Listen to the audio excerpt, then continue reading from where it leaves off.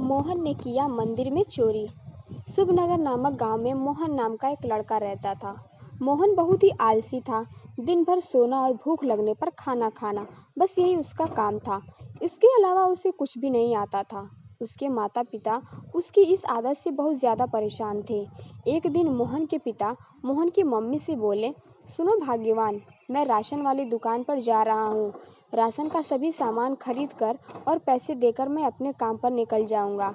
इस आलसी को भिजवाकर सामान मंगवा लेना। वैसे मुझे इस आलसी से कोई उम्मीद तो नहीं है, लेकिन हाँ, किसी भी तरह से सामान जरूर मंगवा लेना। मोहन की मम्मी कहती हैं, ठीक है, मैं इसे भेज दूंगी। आप काम पर जा सकते हो। चलो तो फिर मैं चलता हूँ। यह कहकर मोहन के पिता काम पर निकल जाते हैं। मोहन की मम्मी मोहन को उठाते हुए बोलती हैं, मोहन, मोहन, अब क्या इसी तरह सोता रहेगा? देख, दिन निकल आया है। मोहन कहता, क्या है, क्यों उठा रहे हो मुझे? मुझे नींद आ रही है। मुझे थोड़ी देर और सोने दो। मुझे बार बार परेशान मत करो। अच्छा, और सोने दूं? समय पता है क्या हो रहा है? 11 बज चुके हैं। तेरे पापा काम पर भी जा चुके हैं। चल अब उठ जा। मोहन आनाकानी करते हुए सोता रहता है और कुछ भी जवाब नहीं देता है। कितना आलसी लड़का है। पता नहीं आगे का जीवन इसका कैसा होगा।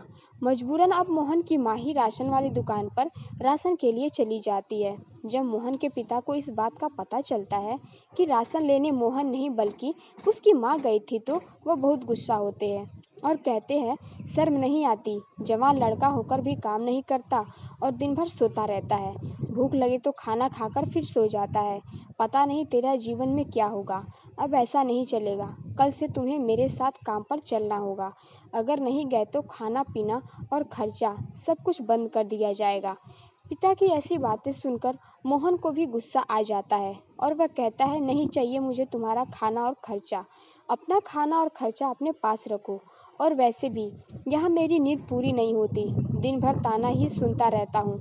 भगवान ने मेरे लिए कोई ना कोई उपाय जरूर सोच रखा होगा। मोहन उसी समय बिस्तर से उठता है और घर छोड़कर चले जाने लगता है। मोहन की माँ उसके पीछे पीछे उसे रोकने के लिए जाती है। मोहन बेटा, कहाँ जा रहे हो? सुनो तो सही, तुम्हारे पापा तुम्हारे भले के लिए ही कह रहे थे। मोहन बिना कोई जवाब दिए वहाँ से निकल जाता है।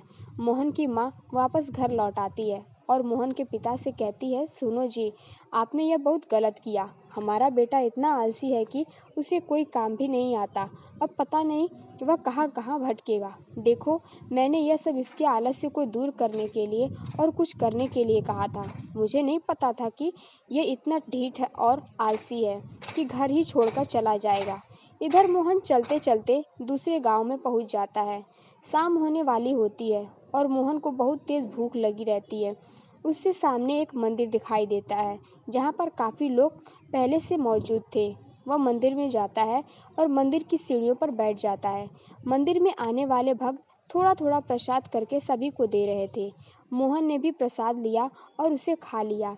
इससे उसकी भूख शांत हो गई। अब रात हो गई थी तो मोहन वहीं मंदिर पर ही सो गया।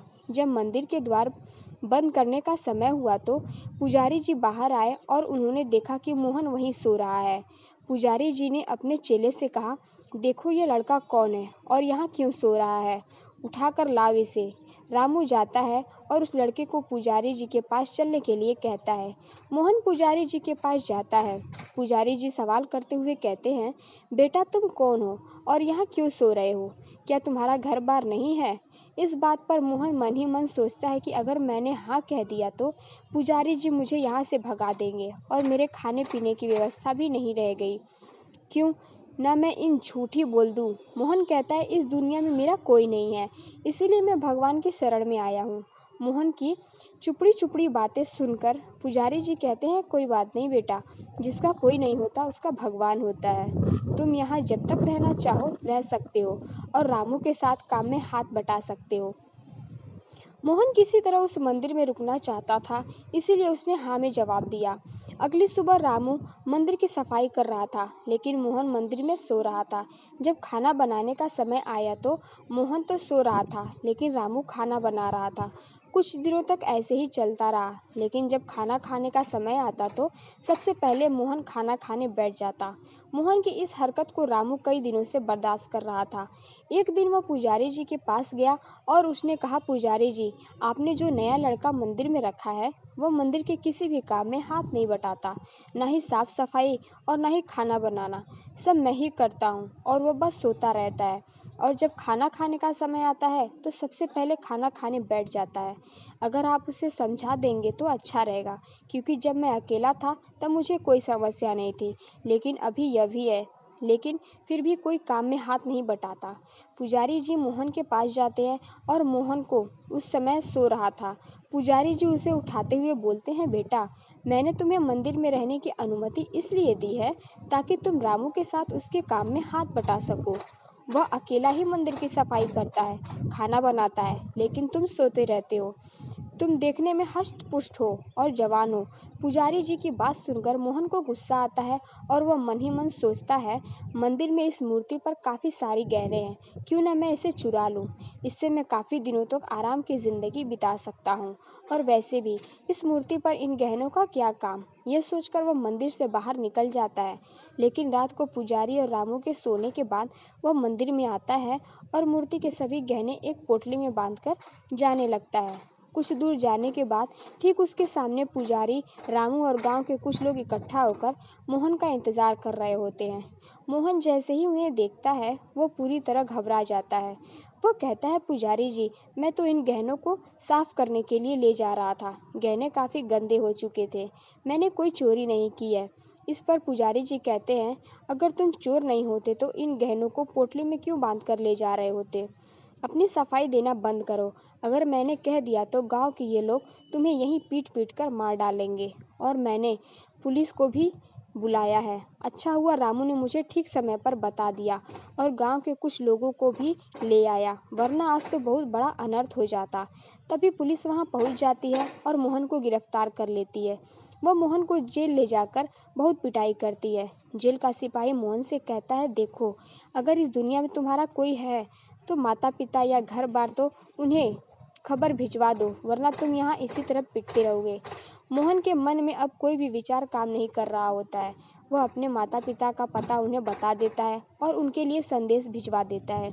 जैसे ही मोहन के माता पिता को यह पता चलता है कि मोहन को पुलिस ने पकड़ लिया है, तो वह वैसे ही दबे पांव पुलिस स्टेशन पहुंचते हैं और उसकी जमानत कराते हैं। उसके बाद मोहन और उसके माता पिता घर लौट आते हैं।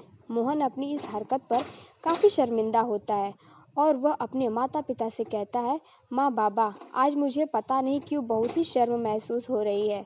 आप हमेशा कहते रहते थे, आलस्य का कोई फायदा नहीं है, इससे हम डूबने चले जाते हैं।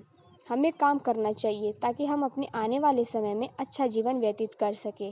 अगर मैंने आपकी इस बातों को पहले माना होता तो आज मुझे यह दिन देखने को नहीं मिलता। मुझे माफ़ कर दीजिए। उसके बाद मोहन के पिता कहते हैं, जो हुआ उसे भूल जाओ और अब इस आलसीपन में बिल्कुल मत रहना। अगर अच्छा जीवन जीना है तो उसके लिए काम ही करना होता है। अगले दिन से मोहन अपने पिता के साथ काम में हाथ बटाता है और खूब मेहनत करता है। अब उनके परिवार में पहले जैसा कोई आलसी नहीं है। सभी मन लगाकर काम करते हैं और खूब अच्छे से जीवन व्यतीत करते हैं।